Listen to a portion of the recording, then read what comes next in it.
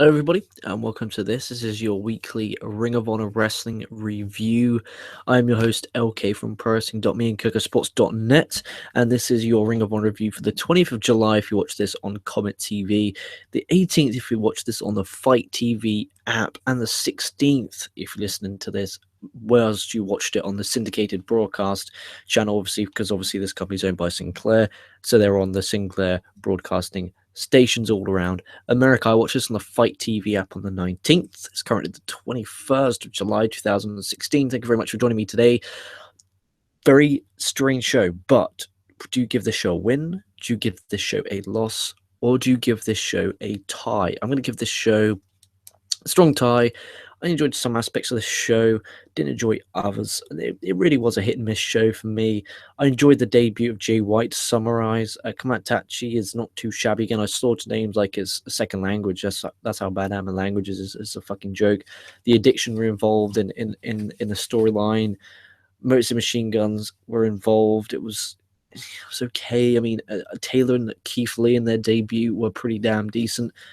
Final match of Roddy Strong's career and updates from BJ Whitmer and Kevin Sullivan. So I'm interested in seeing what you guys think of this show. If you have any live comments that you'd like me to answer at the end of this show once I've completely broken down this show, you are more than welcome to put that in the live comments in the section box below. If you want to get me otherwise, you can hit me up on Twitter at LK Wrestling. Otherwise, if you're not watching this live and you are watching this on demand, so to speak, on the YouTube channel here, and if you haven't hit the subscribe button, do it already, then put any comments below, and if it's a really good question, I will answer it on a daily LK. For instance, who answered a really good question? It was Lennox Woodison asked, who would I trade from Raw to SmackDown? So we're covering that on tomorrow's daily LK. I've just finished off recording daily LK for the 21st of July, so please check that out if you haven't already. But enough of this lollygagging around.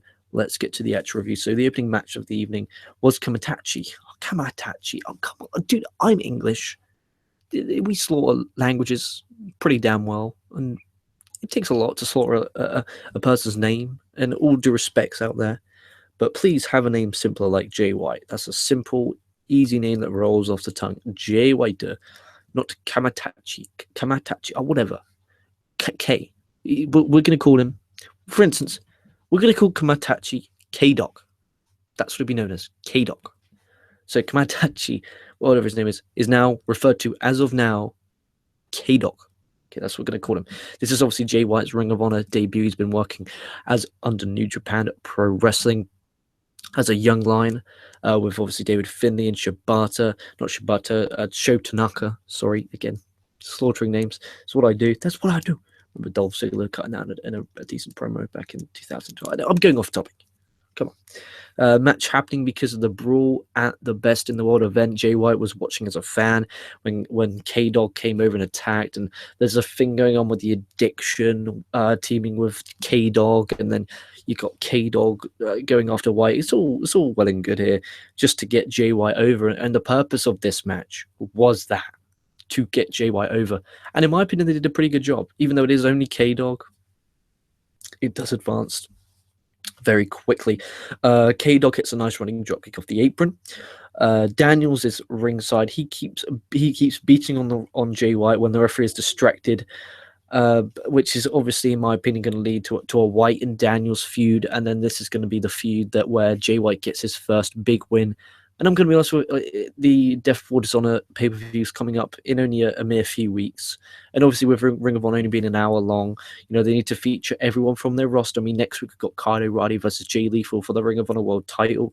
Then after that, you got to go on with the hype and the build for the Death Before Dishonor pay-per-view. So in my opinion, we're going to see a lot of Jay White and Daniels, I think, hoping that's a one-on-one match. Obviously, it's not going to be a six-man tag, because we already got this on this show. But White does get the win with a Kiwi Crusher, which is a legged trap spiked Michinoku drive. Obviously, Kiwi Crusher, obviously, because Jay White is from New Zealand. Addiction beat on White after until the Motor Machine Guns, which is Chris Sabin and Alex Shelley, come out to make the save. Forgettable match. Like, it really, really was. I don't know if I didn't have my Ring of Honor cap on, even though I don't know now. I don't know. It's just something about this that I didn't enjoy. I've been a fan of Jay White's work. I've seen him wrestle in the UK for Varsity Pro Wrestling. And after the match, you get to talk, blah, blah, blah. Really good guy. I'm being honest. You guys know, unless you haven't, I did training for Varsity Pro Wrestling here in the south of England. I did a month's worth of training, and this is the God honest truth. I swear, hand on heart, no cross keys, nothing. English heart here. I saw my whole family's life. He was one of the trainees there, and basically in the January of 2013, okay, I did that training session. He started training on the 20th or the later part. He came in the third week. By the fourth week, he trained every day. I only did once a week because obviously I was still at school at that point. I was only 16 years old in my last year of GCSEs, and he was far ahead of everyone. And you can do, if you're friends with the guy, you can ask him. Okay, do you know DisJabot? Show him a picture of me, and he will tell you that he knows me. Like, if you don't believe me, and I tell you what, I helped out a few shows. He could have been one of these guys that, when they're on the actual shows themselves, they don't help the trainee guys out putting the boards up. But he did. He came out with us. He helped us, put the ring in the back of the van, drive, and then take the ring out, and then set up the ring. And by God, those poles and boards are heavier than they look, ladies and gentlemen. They really, really are. I've got a weird thing in my mouth, so sorry about that. I hate that noise because when I'm going solo, headphones so I can actually hear how loud I am, because even though I am in my office right now, I'm still in the garden.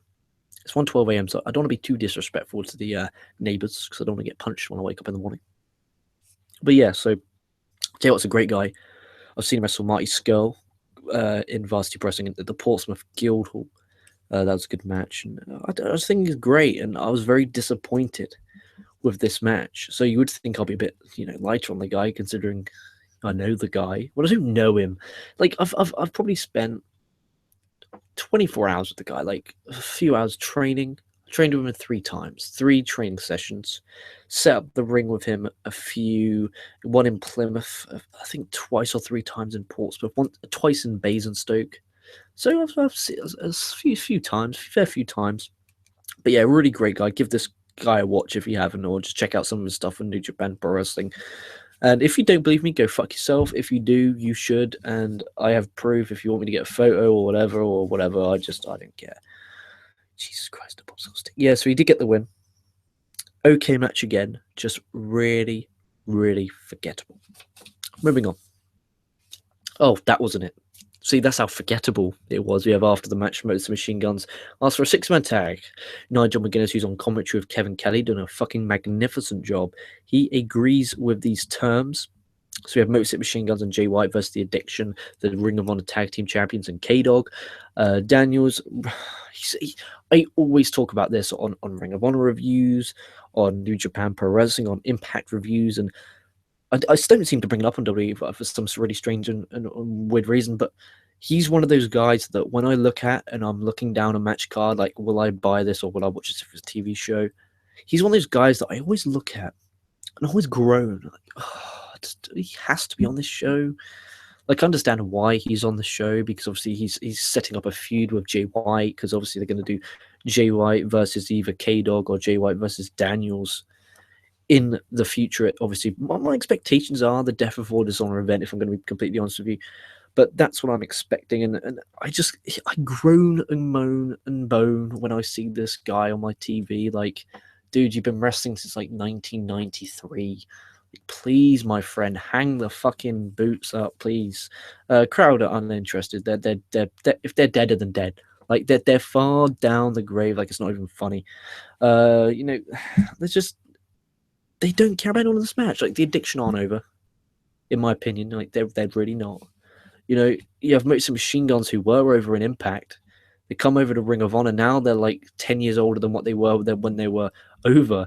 And I said, oh, great. I mean, the last time Machine Guns have been properly over, I would say 2010 maybe, when they had that great program with Beer Money, if I'm right, that when they finally got the tag belts. I think it was Victory Road of 2010 when they finally got the win. I think that was the best of 7 series that took place, and I think there's a DVD about that, and I might buy that if that's on the TNA Euro shop. Might be a good disc to have, because I'm a big fan of that. But Jay gets the hot tag. That's smart. Obviously, makes him look strong because then when you're seeing him with lots of offense. Hits the Kiwi Crusher to get the win. Good booking for Jay White. They booked Jay very well, and I was shocked how well they booked him. I'm thinking, okay, he might be involved in the finish, or maybe they're gonna have the addiction get the upper hand on Jay White, or get him to win by cheating, maybe pulling the tights or using the ropes as leverage in a pin. But they didn't. They gave him 2 clean wins on television. That's decent stuff. Good booking. They had Shane Taylor and Keith Lee versus Victor and Andrews and God, I can't even read my own fucking writing here, guys. James Victor. What a fucking I don't know these toilets. Taylor and Lee basically come out. They're machines. They work. Their work looks good. They look like, and I'm a fan of this. They look like they don't like their opponents, and they want to and are kicking the shit out of them. This was, though, an extended squash match. It really, really was an extended squash match. Taylor gets one with a frog splash off the second rope, but considering the guy's a machine, that's actually pretty good. And then War Machine, Hanson and Rowe, they come out, they brawl. I'm actually interested in this program, between these two. Obviously, Ring of Honor, in my opinion, as I say on every single show, has the best tag team division on the planet, bar none. I'm a huge motherfucking fan of this tag team division from Ring of Honor. I'm very happy to see we don't only have a tag team championship feud, we also have a minor one here with Keith Lee and Taylor with War Machine. Good seeing War Machine doing something. But we also got the Briscoes in a feud right now with Adam Page and fucking Nakanishi, Nakanijo with fucking Nakanichi. I'm fucking trying to think of a Japanese name.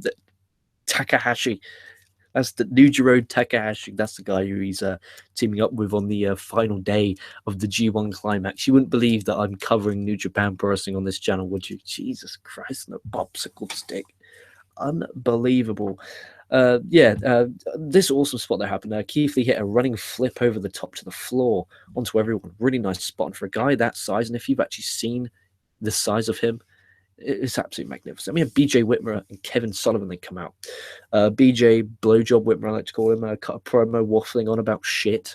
Sullivan cuts a promo saying they are both evil and Carino is evil and should join or some bullshit. That's what I have written down right there. I mean, both promos, they were executed well. Sullivan's pretty damn awesome. I enjoy he has a show, I think, on MLW. I'm not really a fan of that radio station. Cornet's podcast I find entertaining.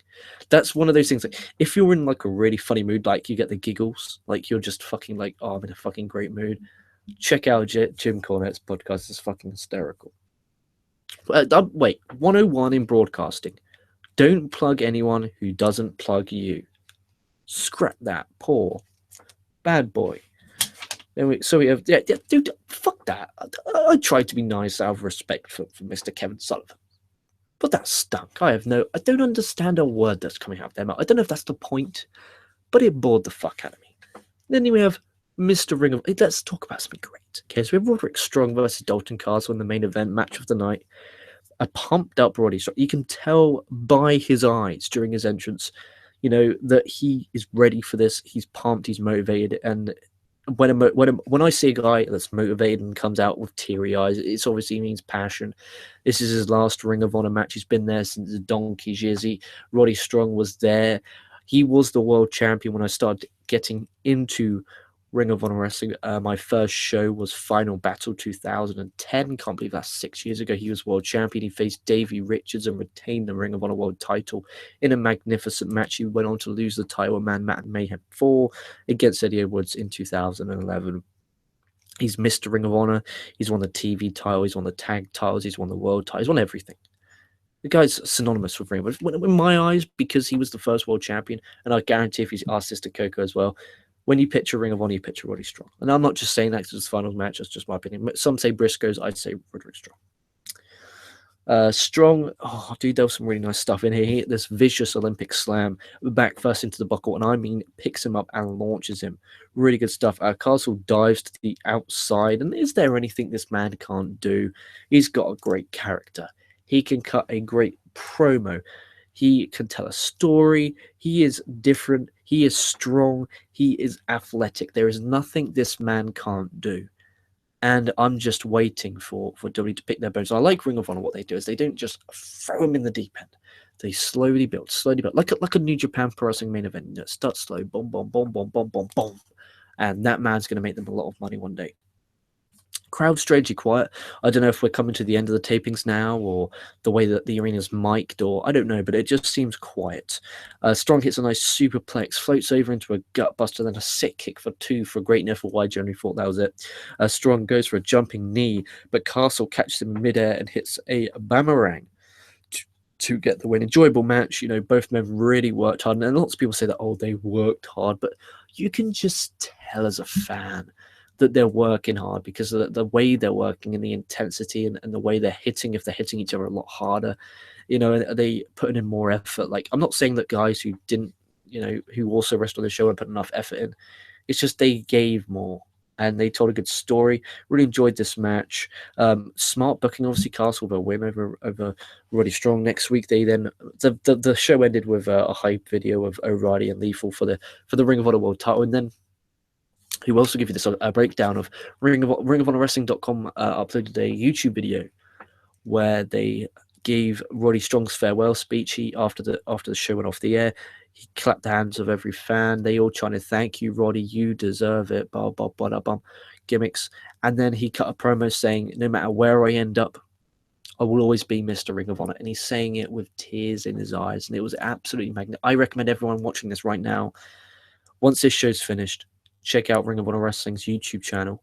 Click out internet exclusive Roddy Strong's farewell, and it's only 4 minutes. It won't take too much time of your day, and it's just really good. And so I'm going to give this a tie because even though I did enjoy Roddy Strong, Dalton Castle, I didn't enjoy Sullivan's stuff. I like where we're going with Keith Lee, and Andrews, but I don't know, just something in for me. I'm not a fan. I didn't enjoy the Jay White stuff, which is strange because I thought I would. But anyway, thank you so much. I'm going to get live comments. I was being a selfish little sack of shit then. I do apologize, Internet Infantry. I really do apologize.